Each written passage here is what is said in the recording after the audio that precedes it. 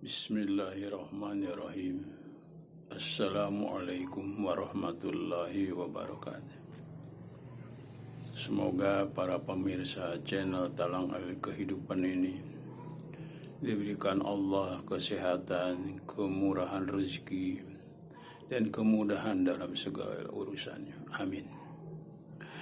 Saya diminta oleh Talang Air Kehidupan channel ini untuk memaparkan berbagai kejadian yang bersifat mistis dari kisah-kisah nyata yang dialami,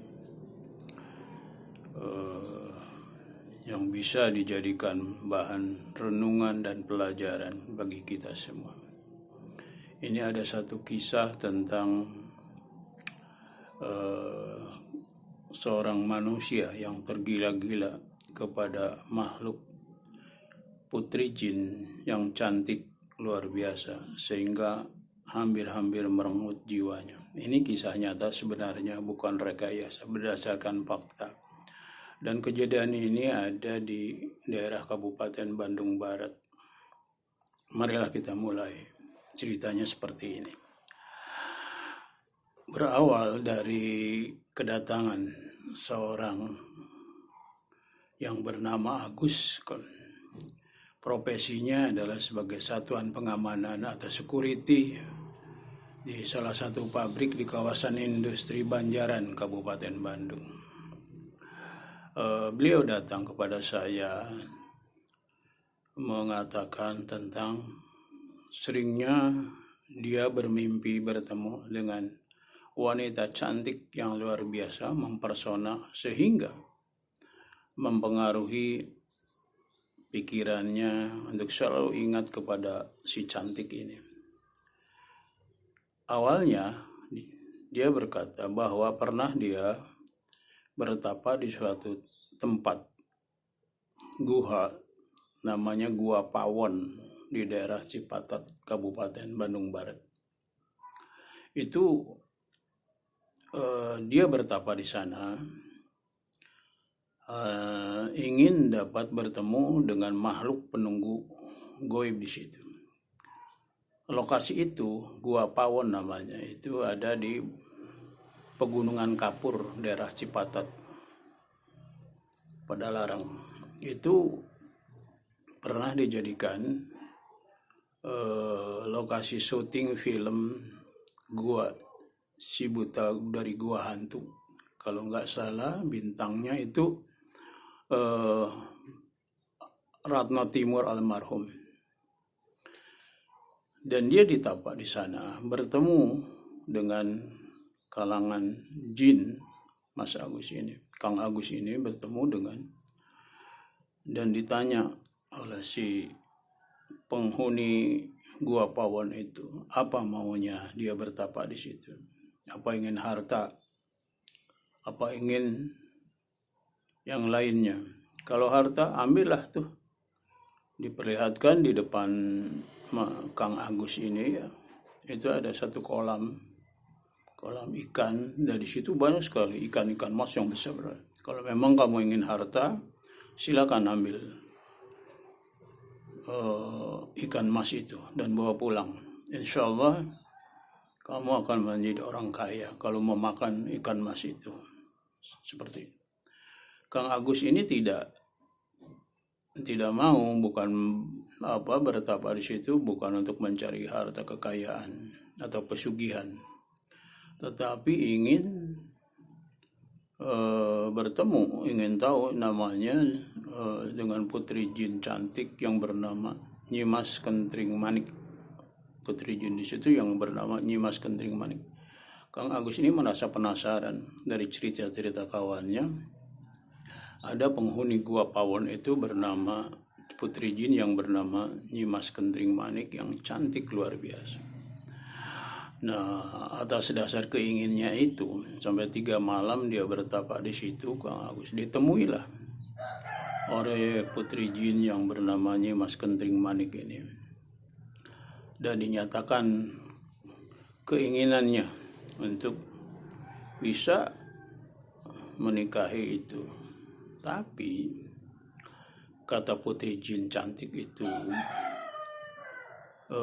harus ada izin dari orang tuanya, orang tua si jin itu.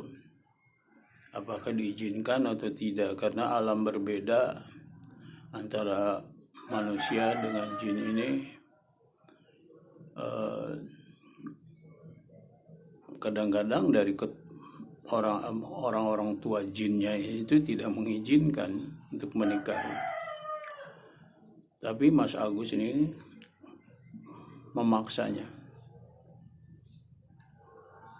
Oke lah, kalaupun itu kamu pulang aja, kata putri jin itu. Sediakan tempat kamar yang tidak boleh orang lain masuk ke situ. Aku akan datang ke situ setiap malam, apa yang kau menginginkan. Sekitar di atas jam 12 malam. Untuk memanggilnya diberilah mantra-mantra oleh putri jin itu. Dan kalaupun datang di kamar itu, lampu tidak boleh terang, harus gelap. Gitu syaratnya. Maka setelah itu Kang Agus ini pulang karena sudah ada kepastian dari pihak putri jin Nyimas Ratu Kenting Manik ini yang menyanggupi untuk dia datang ke tempat Kang Agus, rumahnya di daerah Padalarang. Singkat cerita, Kang Agus menyiapkan segala keperluan lah. Kamar dirapihkan, tempat tidurnya, dan dia bercerita kepada orang tuanya, keluarganya, untuk tidak boleh ada yang masuk ke kamar itu tanpa seizin dia. Singkat cerita pula, disiapkanlah peralatan seperti wangi-wangian, spraynya diberi wangi-wangian, itu persyaratannya, minyak wangi, dan juga harus ada buhur itu semacam pewangi ruangan yang disakralkan, semacam pemanggil, pengundang daripada kalangan goib, buhur itu, atau menyan putih lah, disiapkanlah itu. Nah, mulai malam hari Mas Agus itu sudah ada, Kang Agus ini sudah siap di kamarnya, lampu dimatikan, dia baca mantra-mantra memanggilnya Mas Putri Kenting Manik ini, dan membakar buhur sehingga wangilah ruangan itu dipenuhi asap. Selang berapa lama datanglah putri jin cantik itu menjelma berwujud manusia di depan Kang Agus itu. Cantik luar biasa, sangat mempersona. Kang Agus bilang kepada saya waktu itu, dia mengatakan belum pernah dia menemukan wanita secantik itu di alam manusia. Dan dia membandingkan juga artis-artis yang cantik. Dia bilang gak ada apa-apanya dibanding Nyimas Kenting Manik itu. Sehingga dia betul-betul terpesona, lupa segalanya. Dan kemudian biasalah kedatangan itu dimulai dengan bercumbu dan melakukan hubungan badan sebagaimana layaknya manusia. Hubungan badan ini terjadi sebagaimana layaknya manusia. Dan ini diulanginya berkali-kali. Hampir setiap malam Kang Agus ini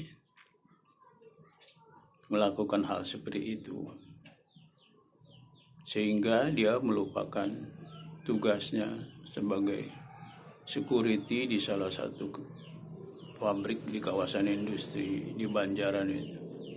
Mangkirlah ceritanya, dan jarang masuk, dan pula jarang keluar kamar. Setelah sering bertemunya Dan dia setiap hari itu selalu memikirkan tentang kekasihnya ini, Putri Jin yang cantik ini, sehingga lupa segalanya, lupa makan, lupa minum, lupa mandi, dan gak pernah keluar kamar. Badannya mulai kurus. Karena apa? Udah, dia nggak mau makan, nggak mau, hanya terpikir di otaknya itu, di pikirannya itu, terpesona dengan kecantikan yang luar biasa dan kenikmatan berhubungan badan dengan si Putri Jin Kentring Manik ini. Dan dia mengatakan kepada saya bahwa maaf ini kepunyaan vagina daripada Putri Jin ini nggak pernah berubah walaupun berhubungan berkali-kali. Jadi tetap seperti gadis, katanya begitu. Dan inilah yang membuat Kang Agus ini lupa segalanya, lupa kewajibannya sebagai security, kemudian juga lupa mandi, lupa ya, dan nggak pernah keluar kamar, sehingga kedua orang tuanya juga merasa khawatir. Asal diketuk-ketuk pintunya, dipanggil-panggil pun nggak pernah menyaut, nggak pernah dibuka, terkunci. Dan Kang Agus ini pada siang hari itu selalu memikirkan kekasihnya ini, Putri Jin Nyimas Kentring Manik ini. Dan kalau malam melakukan hubungan badan berkali-kali seperti itu, sehingga badannya melorot tajam, kurus sekali, dan mendatangkan kebingungan pada keluarganya, sehingga ayahnya dan ibunya itu mencari orang-orang pintar waktu itu untuk menetralkan kembali anaknya ini supaya menjadi normal kembali. Tapi nyatanya tidak bisa. Karena apa? Karena Kang Agus ini sama sekali tidak mau membuka pintu kamarnya untuk masuk orang tuanya atau saudaranya atau orang pintar untuk mengobatinya. Tidak pernah.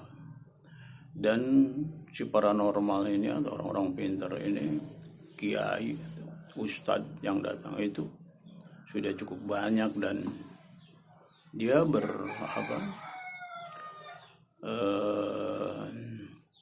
mengobatinya dari luar kamar atau dari jauh, dan ternyata keberhasilannya nggak ada. Tetap aja Agus ini kurang lebih 1 bulan lebih lah dia tidak keluar kamar, tidak membingungkan kedua orang tuanya. Dia hanya makan ala kadarnya gitu, makanan-makanan kecil yang dia minta kalau malam hari sebelum datang Nyimas Putri Kentring Manik ini. Dan minum seadanya sehingga badannya tampak melorot tajam, kurus. Dan hal ini mendatangkan kebingungan bagi kedua ibu bapaknya, sehingga suatu saat ayahnya itu datang kepada saya, minta tolong untuk menyadarkan Agus ini supaya bisa normal kembali. Ya kemudian saya datang ke sana, ke tempatnya. Waktu itu memang tidak mau membuka kamar Agus ini, menjawab pun tidak panggilan. Dan saya berusaha mengadakan ritual untuk memanggil Putri Jin Kentring Manik ini supaya datang dan hadir. Dan kebetulan mau, dia datang menemui saya, si Putri Jin ini. Dan saya tanya tentang hubungannya dengan Kang Agus ini seperti apa. Diceritakan oleh Putri Jin Nyimas Kentring Manik ini kepada saya. Sejauh ini adalah sebagai pacaran lah, bercumbu aja. Karena Kang Agus ini hanya seperti itu yang dimintanya, bukan minta harta kekayaan. Walaupun dari pihak Putri Jin itu bisa memberinya gitu. Nah, saya nasihati kepada Putri Jin Kentring Manik ini, cobalah kamu jangan mau lagi kalau dipanggil dengan mantra-mantranya itu menemui Kang Agus ini, karena kondisi badannya sangat-sangat mengkhawatirkan. Bisa-bisa dia mati kelaparan karena tidak atau jarang sekali makan, minum dan lain sebagainya. Mandi pun nggak pernah keluar rumah. Kemudian Nyi Kentring Manik ini siap mau. Saya bilang begini, kalau kamu tidak mau melepaskan Agus dari cengkeraman kamu akan saya hancurkan.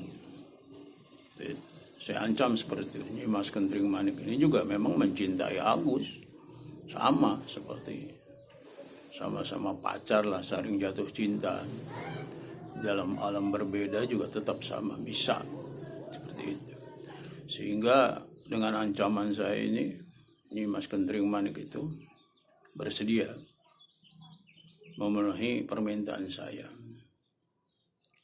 Dan suatu waktu, atas doa-doa yang saya panjatkan kepada Allah Subhanahu wa Ta'ala, mohon pertolongannya, perlindungannya, suatu saat Agus ini nggak pernah didatangi lagi oleh kekasihnya Putri Jin ini. Dia melamun di dalamnya.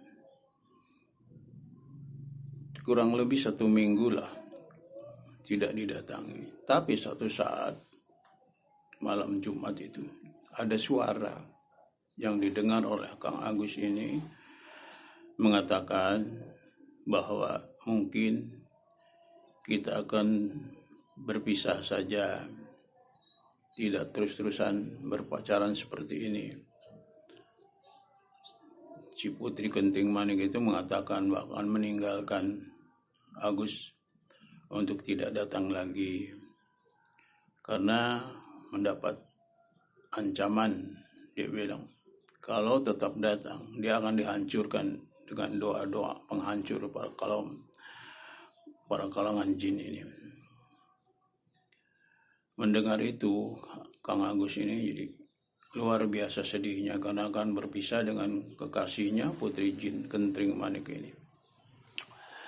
Suatu saat, karena memang saya pasang satu doa pencegah kedatangannya, jika kalau dia memaksa Kentring Manik ini datang, itu akan terasa terbakar dengan bacaan-bacaan tertentu yang wiridkan itu akan terbakar, sehingga tidak akan kuat si Putri Jin ini, si makhluk ini datang lagi. Sehingga jalan terakhir supaya Agus ini tidak ingat terus kepada Putri Jin Kentring Manik sebagai kekasihnya ini adalah dengan berubah wujud. Suatu saat, satu malam, Kang Agus ini didatangi Kentring Manik, tapi dengan wujud lain. Wujudnya berubah menjadi ular yang sangat besar sekali. Dan kegelapan malam itu, Agus mendengar suara, Kang, mulai saat ini kita akan berpisah selamanya. Karena kita beda alam dan aku tidak diberi restu oleh orang tuaku, kata si Putri Jin itu. Dan juga aku mendapat ancaman dari kalangan manusia yang akan menghancurkan aku kalau aku paksakan selalu mendatangimu. Memang berat terasa, katanya.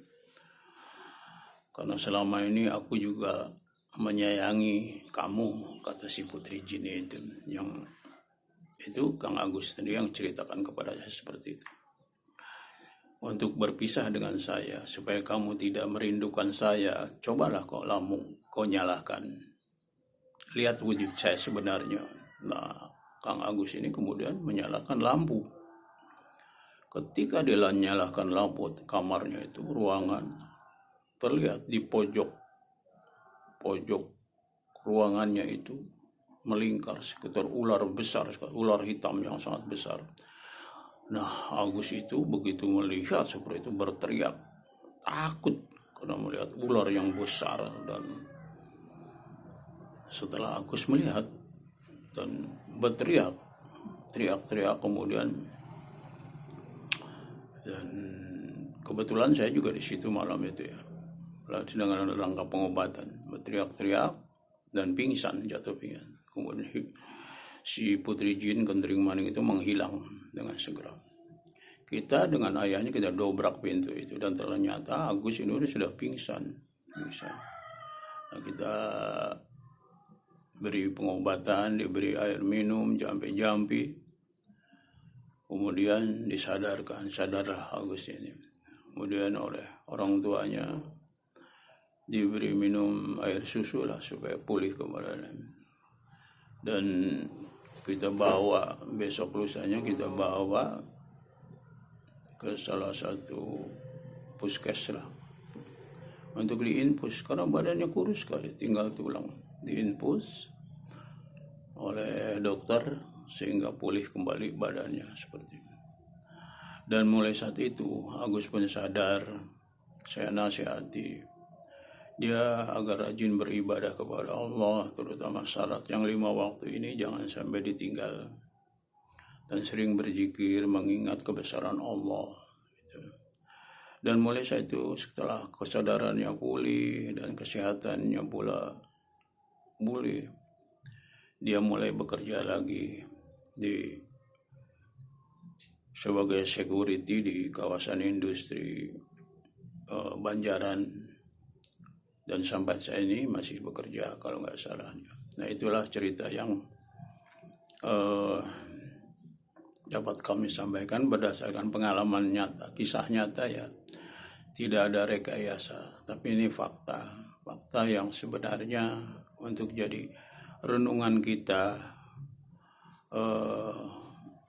Jadi hati-hati sekali kalau kita ingin bertemu atau menikah dengan makhluk gaib bernama jin ini, harus kita melalui seorang kiai atau ulama yang memang menguasai hal-hal seperti ini.